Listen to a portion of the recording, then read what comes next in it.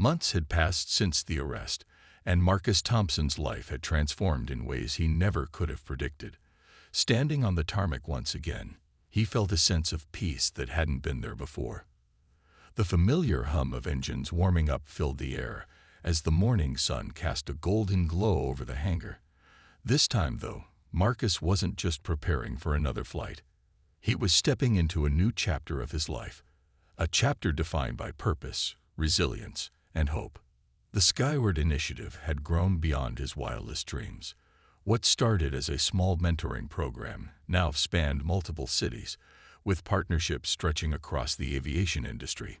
Dozens of students had graduated from the program, many landing internships or jobs at major airlines and aviation companies. One former participant, a young woman named Hasha, had recently earned her pilot's license and was already flying commercial routes. When she sent Marcus a photo of herself in the cockpit, beaming with pride, he framed it and placed it on his desk, a reminder of why he did what he did. Marcus's advocacy work didn't stop at mentoring. He became a sought-after speaker, traveling to conferences and universities to share his story. His speeches weren't just about overcoming adversity. They were calls to action. "We can't wait for change to happen," he often said. "We have to create it ourselves. Whether you're a CEO, a teacher, or a student, you have the power to make a difference." His words resonated deeply, inspiring people from all walks of life to challenge biases and break down barriers in their own communities. Back at Thompson Air, business thrived like never before. Clients flocked to support a company led by someone who stood for integrity and equality. Employees wore their uniforms with pride, knowing they were part of something bigger than chartering flights. Marcus made sure everyone felt valued, hosting monthly meetings where team members could voice ideas or concerns. It wasn't uncommon to see him chatting with ground staff or sharing laughs with pilots in the break room. Leadership, he believed, wasn't about standing above others. It was about lifting them up. The impact of Marcus's journey extended far beyond his immediate circle. The lawsuit against Officer Greg Carter and the police department set a precedent, paving the way for similar cases nationwide. Activists hailed it as a turning point in the fight against racial profiling, using it to push for legislative changes. Law enforcement agencies began adopting stricter accountability measures, while community groups organized workshops to foster dialogue between officers and residents. Though progress was slow, each step forward brought renewed optimism. As for Carter, his name faded into obscurity. Rumors occasionally surfaced about his whereabouts, working odd jobs, living quietly, but few cared to dig deeper. For many, he represented everything wrong with unchecked prejudice, a cautionary tale of how bias could unravel lives. Marcus, however, chose not to dwell on the past. Instead, he focused on building bridges rather than walls, proving that forgiveness and growth went hand in hand. On this particular morning, Marcus climbed aboard one of his jets, ready to fly a group of high school students participating in the Skyward Initiative. As the plane soared into the sky, he glanced out the window, watching clouds stretch endlessly below. Up here, thousands of feet above the ground, the world felt vast yet connected. It reminded him of the lessons he'd learned, that no matter how turbulent life got, there was always a way forward if you kept your eyes on the horizon. When the flight landed, the students erupted in cheers, their faces glowing with excitement. They peppered Marcus with questions about flying, asking how they too could one day command a jet. Smiling warmly, he encouraged them to dream big and work hard. "Remember," he told them, "the only limits are the ones we place on ourselves." As he walked away from the plane, surrounded by laughter and gratitude, Marcus realized something profound. The ordeal he'd endured hadn't broken him. It had shaped him. It had taught him the value of perseverance, the importance of standing up for justice, and the power of turning pain into purpose. And though challenges undoubtedly lay ahead, Marcus knew he was ready to face them, not because he was fearless, but because he believed in the strength of those around him. For Marcus Thompson, the sky wasn't just a destination. It was a symbol of possibility, a reminder that even in the face of adversity, the human spirit could rise higher than anyone thought possible. The lawsuit against Officer Greg Carter and the police department didn't just fade into obscurity. It became a catalyst for change. The settlement negotiations dragged on for weeks, but when the terms were finally announced, they sent shockwaves through the community. Not only did the city agree to pay a substantial sum to Marcus Thompson as compensation for the wrongful arrest and damage to his reputation, but they also committed to sweeping reforms within the police force. These included mandatory diversity training, stricter oversight protocols, and the implementation of body cameras for all officers. For Carter, the consequences were far more personal. Stripped of his badge and facing potential criminal charges for abuse of power, he retreated further from public view. Rumors swirled about his mental state. Friends claimed he spent most days holed up in his house, consumed by shame and regret.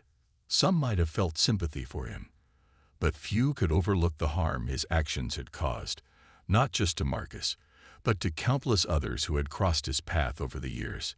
His downfall served as a stark reminder that unchecked bias could destroy lives, including one's own.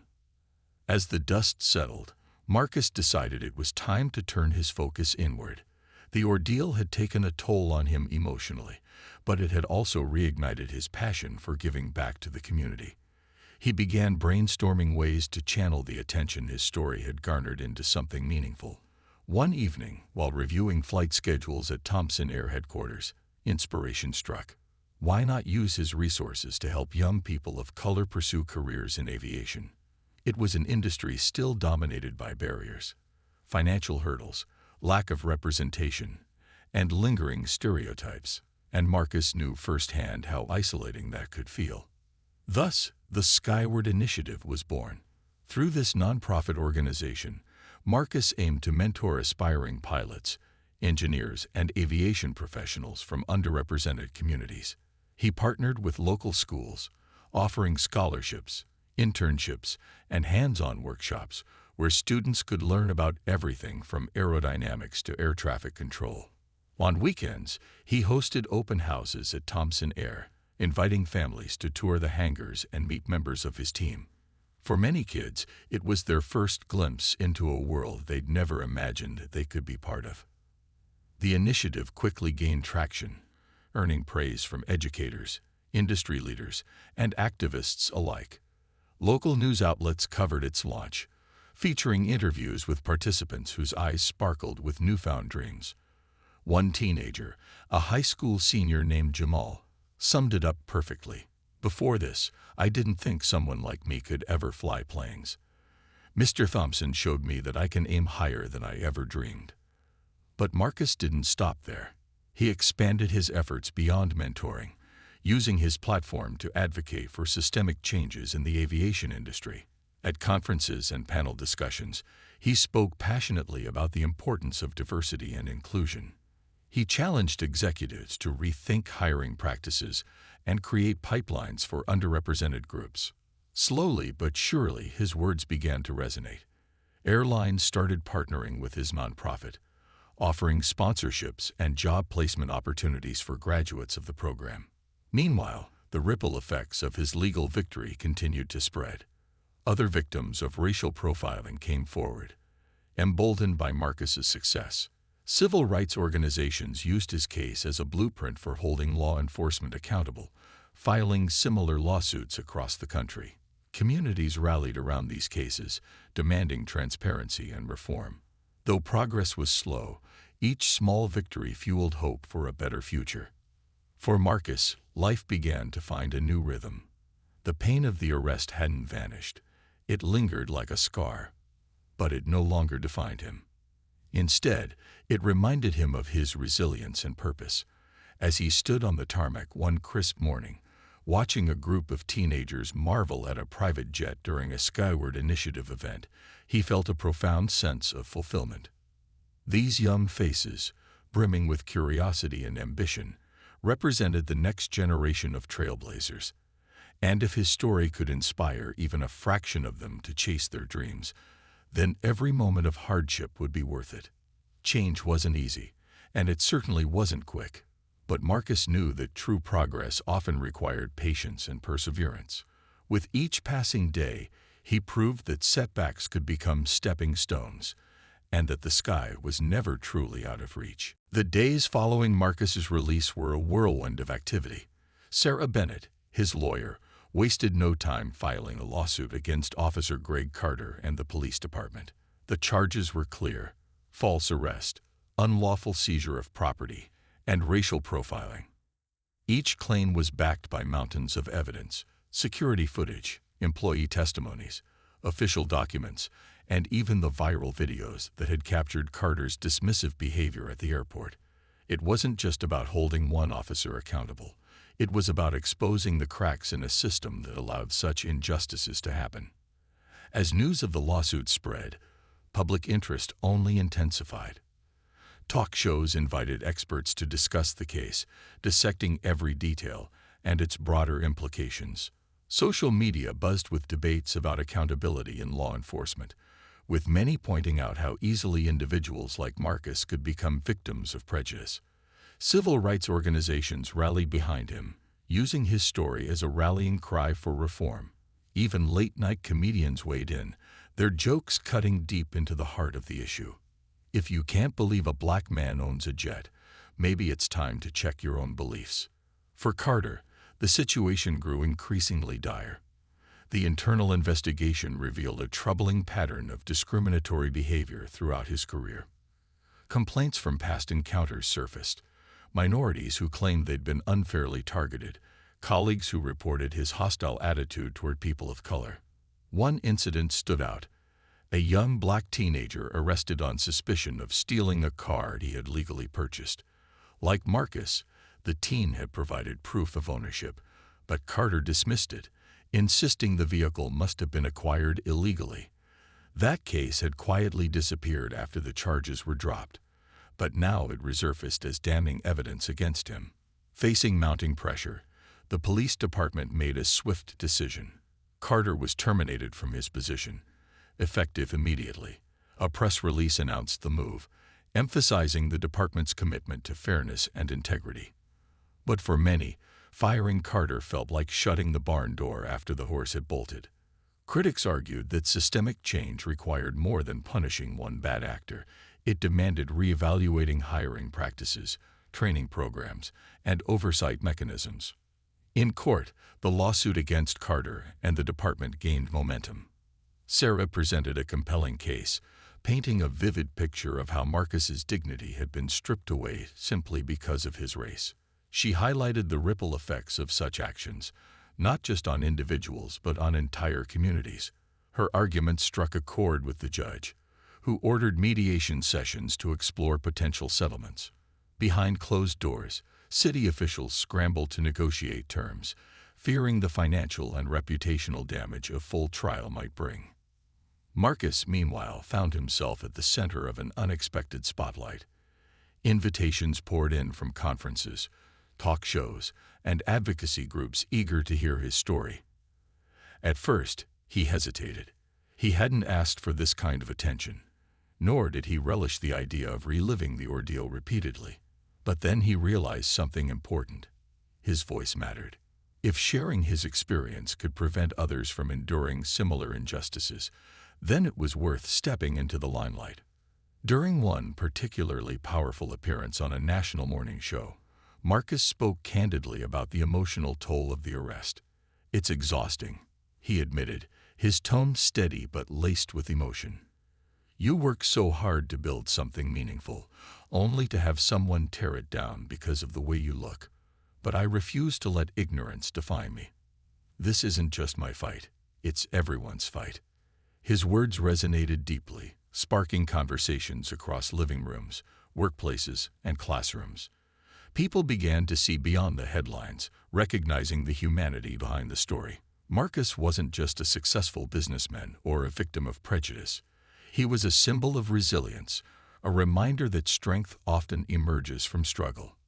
Back at Thompson Air Headquarters, business boomed. Clients flooded in, eager to support a company led by someone who represented courage and integrity. Marcus's employees worked overtime to keep up with demand, pride swelling in their chests. They weren't just part of an aviation company. They were part of a movement. As the dust began to settle, Marcus took stock of everything that had happened. The arrest, the lawsuit, the public outcry. It all felt surreal. Yet amidst the chaos, he saw glimmers of hope. Change was slow, messy, and often painful, but it was possible. And if his journey could inspire even a fraction of that change, then perhaps the storm he'd weathered would lead to brighter skies ahead. Officer Greg Carter had always prided himself on being in control, but as the hours ticked by, that sense of authority began to slip through his fingers like sand. The weight of what he'd done, or rather, what he hadn't done, was starting to sink in. He had arrested Marcus Thompson without evidence, seized a multimillion-dollar jet without proper justification, and ignored every document and witness that contradicted his assumptions. Now, the consequences were catching up with him. Back at the precinct, Captain Reynolds wasted no time launching an internal investigation. Officers combed through bodycam footage, airport security tapes, and Marcus's meticulously organized paperwork. What they found was damning. Clear proof of Marcus's ownership, impeccable credentials, and a pattern of professionalism that left no room for doubt. Every piece of evidence pointed to one undeniable truth: Carter had overstepped, and he had done so because of bias. But it wasn't just the internal review that painted Carter into a corner.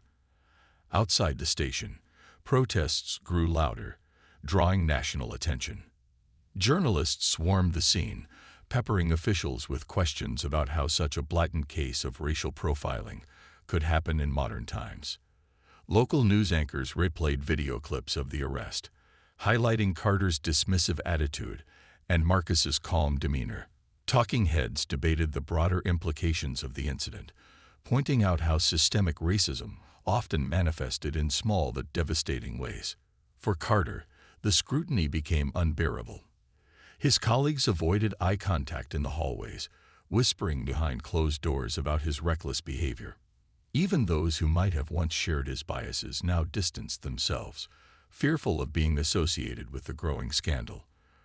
When reporters showed up at his home, shoving microphones in his face and asking for comment, Carter snapped. "I was doing my job," he shouted before retreating inside, slamming the door shut. Inside the interrogation room, Marcus finally saw a glimmer of progress. Sarah Bennett, his lawyer, worked tirelessly to secure his release. Armed with irrefutable evidence and mounting public pressure, she demanded that all charges be dropped immediately. "This is a gross miscarriage of justice," she told the district attorney. "If you proceed with this case, you'll not only lose, it will expose your department to lawsuits and further embarrassment." Reluctantly, authorities agreed to release Marcus pending further review. As he stepped out of the precinct, blinking in the bright sunlight, he was met with cheers from the crowd gathered outside. Supporters held signs bearing messages like, "We believe you," and "Justice starts here." Cameras flashed, capturing the moment Marcus raised a hand in quiet acknowledgement. Though exhausted, he felt a surge of gratitude, not just for the support, but for the realization that his story had struck a chord far beyond his own life. The fallout continued to ripple outward.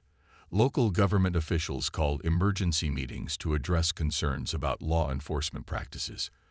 Community leaders organized town halls where residents aired grievances about similar experiences of discrimination. Schools incorporated discussions about racial bias into their curriculums, using Marcus's case as a real-world example of its impact. It seemed that everywhere people looked, conversations about equality and accountability were taking center stage. Meanwhile, Carter faced disciplinary action. Suspended without pay pending the outcome of the internal investigation, he retreated into isolation. Friends stopped calling, and neighbors whispered about him when he ventured out for groceries.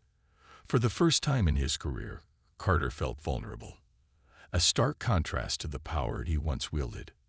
Yet even as his world crumbled, there was little sympathy for him. Many believed he deserved every bit of the backlash he received. At Thompson Air Headquarters, Marcus returned to a hero's welcome. Employees embraced him, expressing their relief and admiration for how he handled the situation. Lisa handed him a stack of letters from clients and partners, each one offering unwavering support. "You've inspired so many people," she said softly. "This isn't just your victory, it's ours too." Marcus took a deep breath, reflecting on everything that had happened. While part of him wanted to put the ordeal behind him, another part recognized its significance.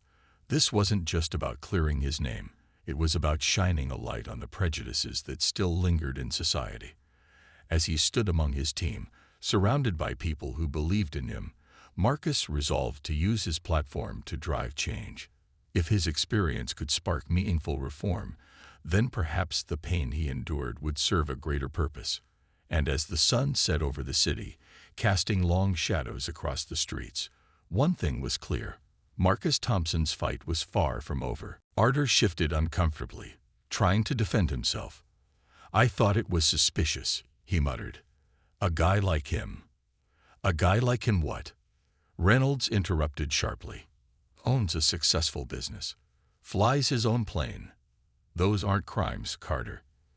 You jumped to conclusions based on nothing but your own biases, and now we're paying the price."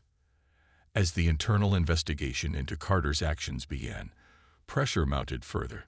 The police chief issued a public apology, promising a thorough review of the incident.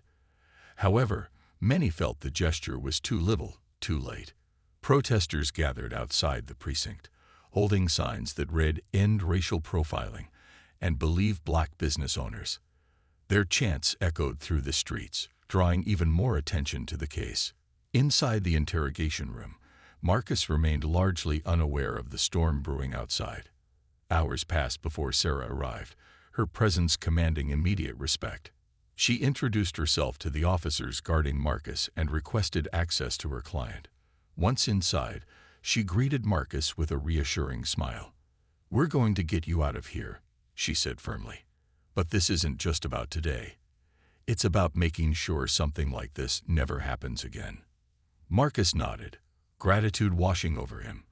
For the first time since his arrest, he felt a glimmer of hope. He trusted Sarah to fight for justice, not just for him, but for everyone who had faced similar injustices. As Sarah reviewed the details of the case with him, outlining their next steps, Marcus realized that while this ordeal was painful, it might also serve a greater purpose. If his story could shine a light on systemic racism and inspire change, then perhaps it wouldn't be in vain. Outside the precinct, the crowd continued to grow. Cameras flashed, microphones stretched toward speakers, and voices rang out in unity.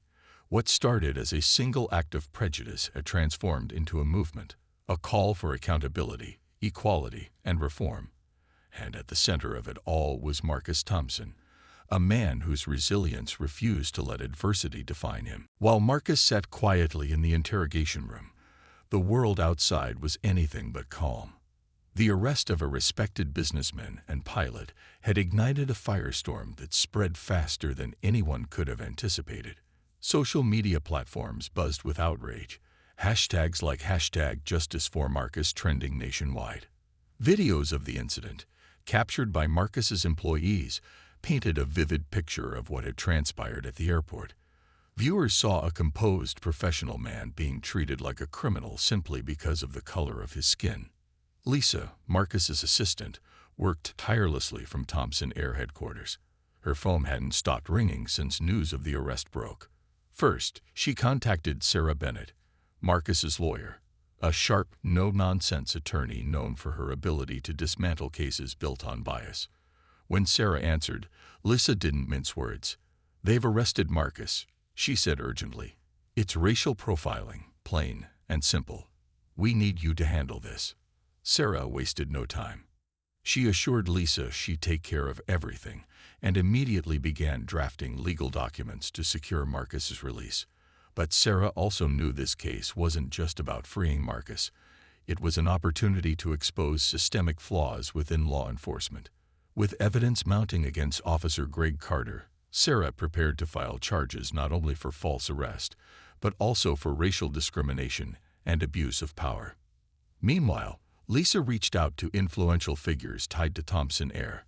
Among them were CEOs of major corporations who relied on Marcus's services for private flights. These clients were shocked and angered by the arrest.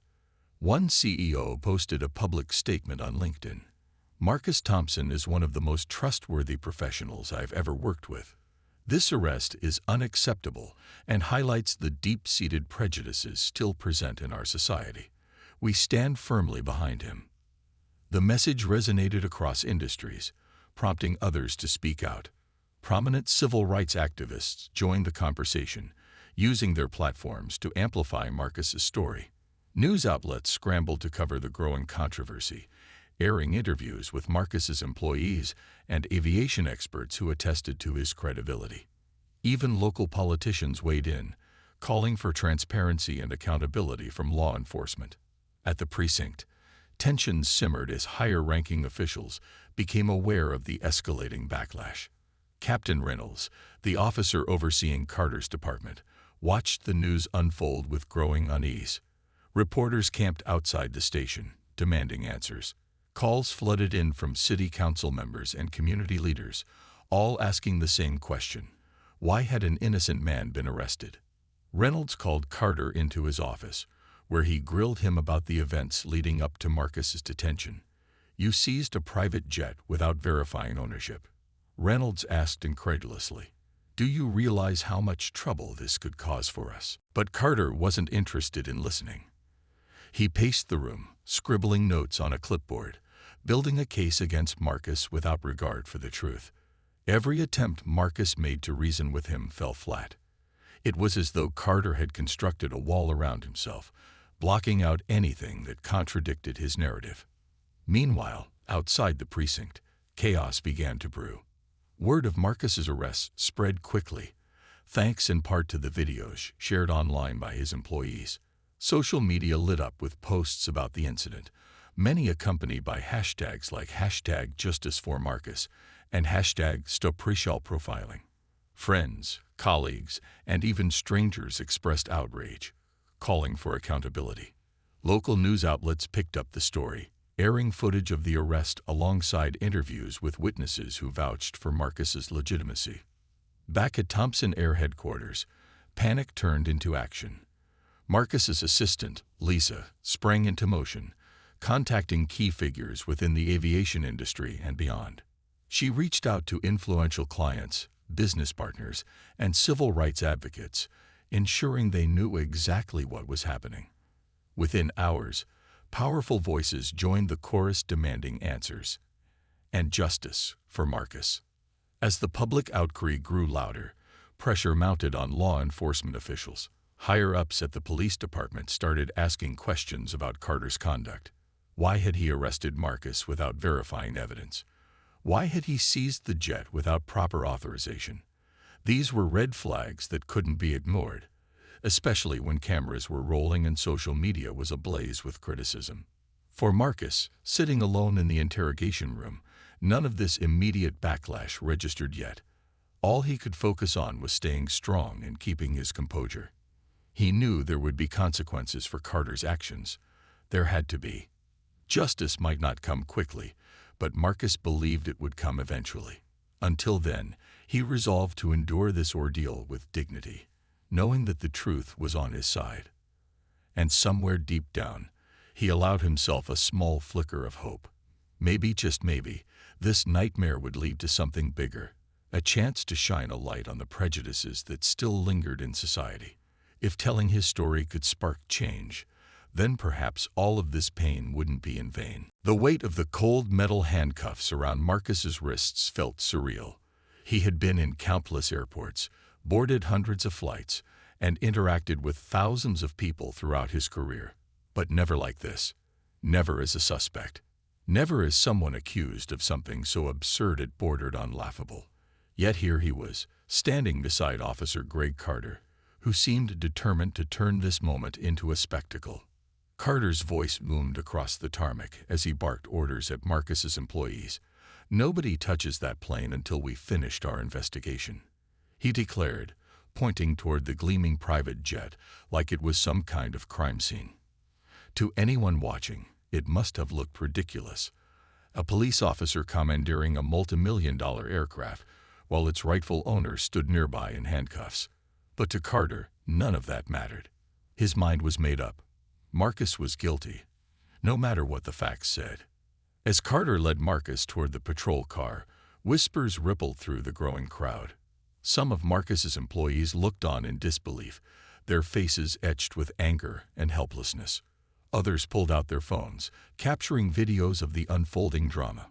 One of them, an older mechanic named Earl, muttered under his breath, "This ain't right. This man works harder than anyone I know. How can they treat him like this?" Marcus overheard the comment but didn't respond. Instead, he kept his head high, refusing to let the situation break him. Inside, though, his emotions churned. Anger simmered beneath the surface, not just at Carter, but at the entire system that allowed moments like this to happen. Still, Marcus reminded himself to stay calm. Reacting impulsively wouldn't help. Strategy would. He needed to think clearly and plan his next move. Once inside the patrol car, Marcus stared out the window as the airport shrank in the distance. The streets passed by in a blur, familiar yet strange under these circumstances. For years, he'd driven these roads freely, proud of how far he'd come from humble beginnings. Now he sat confined in the backseat of a police cruiser, treated like a criminal for doing nothing more than existing in his own life. At the precinct, things only grew worse. Carter marched Marcus inside, ignoring the curious glances of other officers. They weren't used to seeing someone like Marcus, well-dressed, articulate, composed, in handcuffs.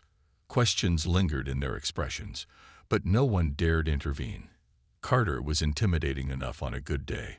Today, he radiated hostility, daring anyone to challenge him. Inside an interrogation room, Marcus finally got a chance to speak again. When asked if he wanted to make a statement, he replied with quiet authority. "I already told you everything you need to know. I own that jet, and I run the company it belongs to. If you bothered to check my credentials instead of jumping to conclusions, you'd see that." Officer Greg Carter wasn't the kind of man who asked questions politely. His voice carried an edge, sharp and accusing, as though he had already decided Marcus was guilty of something. When Marcus calmly explained that he owned the jet and even worked to show his credentials, Carter didn't soften. If anything, his demeanor grew colder. He crossed his arms over his chest, his posture rigid, and stared at Marcus with a mix of disbelief and disdain. "This is your plane," Carter repeated skeptically, his tone laced with mockery. "You expect me to believe that?" Marcus sighed inwardly, but kept his cool. He had faced people like Carter before, people who couldn't fathom someone like him owning something so valuable.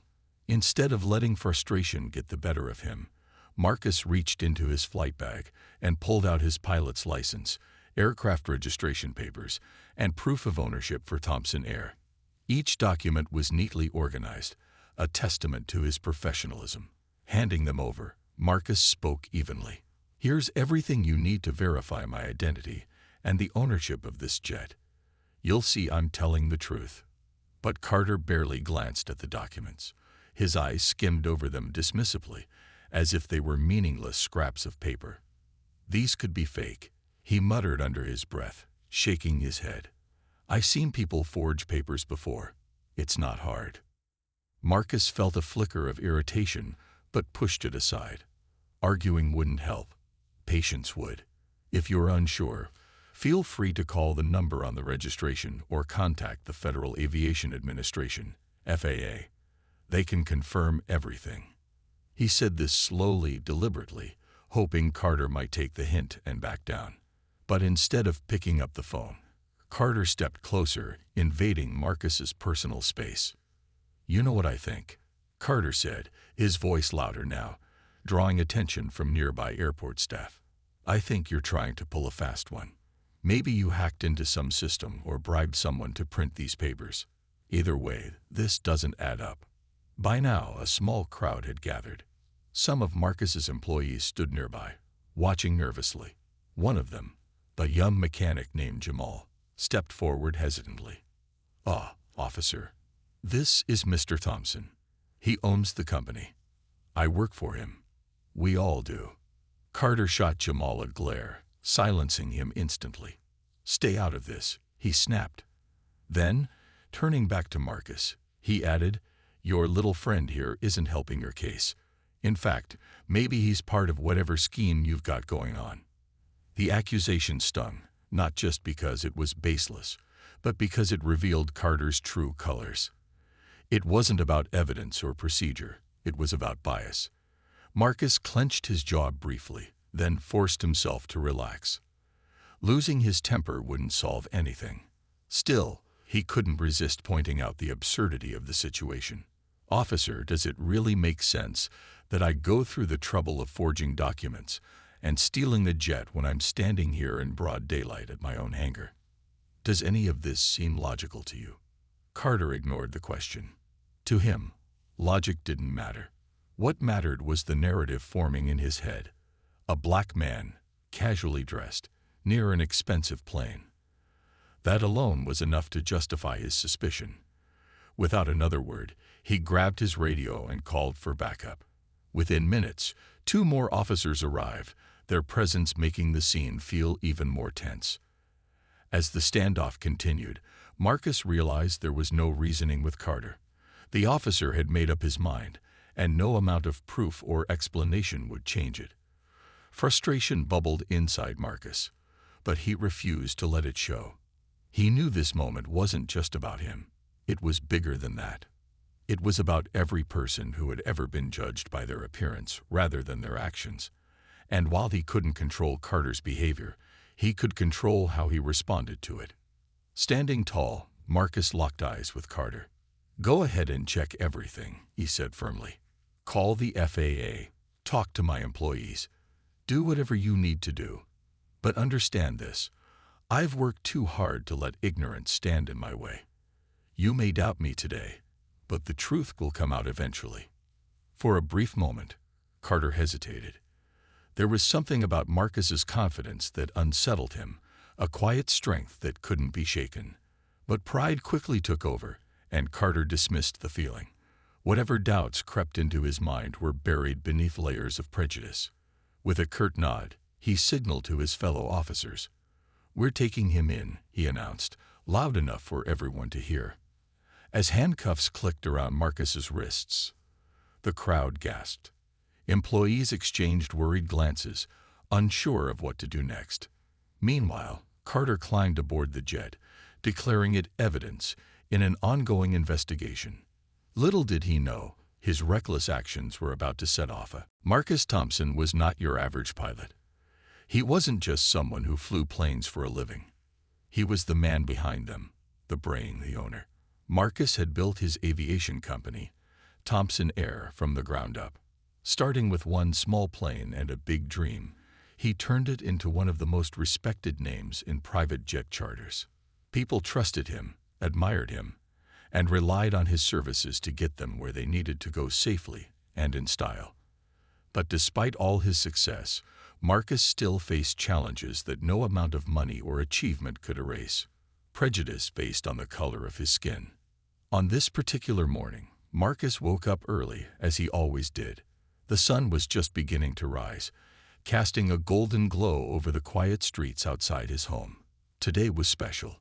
He was flying some VIP clients to an important meeting in another city. Normally, Marcus left these flights to his team of skilled pilots, but sometimes he liked to take the controls himself. It reminded him why he fell in love with flying in the first place. The freedom, the thrill, the sense of being untouchable thousands of feet above the ground. When Marcus arrived at the airport, he parked his car near the hangar and grabbed his flight bag. Dressed casually in jeans, a leather jacket, and aviator sunglasses, he looked more like a passenger than the boss. That's how Marcus preferred it. He didn't need flashy suits or loud titles to prove his worth. His work spoke for itself. As he walked toward the sleek white and blue private jet waiting on the tarmac, he exchanged greetings with his crew and double-checked the pre-flight preparations. Everything seemed normal until a police cruiser rolled into view. Out stepped Officer Greg Carter, a man whose reputation preceded him. Around town, people whispered about Carter's short temper and tendency to jump to conclusions, especially when it came to people of color. Some said he thrived on authority, using his badge to intimidate others. Others simply avoided crossing paths with him altogether. Carter climbed out of his car, narrowing his eyes as he watched Marcus move confidently around the luxurious aircraft. Something about the scene rubbed him the wrong way. How could a black man be so comfortable around such an expensive machine? In Carter's mind, wealth and power belonged to certain people, and Marcus didn't fit the image he had in his head. Without thinking twice, Carter decided to investigate. As he approached Marcus, his boots crunching against the pavement, Carter's tone was anything but friendly. "Hey you," he called out loudly, startling a nearby mechanic. "What are you doing here?" Marcus turned slowly, surprised by the interruption. When he saw the officer glaring at him, he straightened up and offered a polite smile. "I'm getting ready for a flight," Marcus replied calmly, gesturing toward the jet behind him. "This is my plane." But Carter wasn't convinced. To him, Marcus's casual attire and calm demeanor only deepened his suspicion. A black man claiming ownership of a multi-million-dollar aircraft. It sounded too good to be true, or so Carter thought. Instead of listening, he demanded ID and started peppering Marcus with questions. Each answer only seemed to fuel Carter's skepticism, setting the stage for what would become a life-changing encounter for both men. Little did either of them know, this moment would spark a chain reaction that would ripple far beyond the confines of the airport. For Marcus, it was yet another test of patience and resilience. For Carter, it would expose cracks in his worldview, and consequences neither of them could foresee.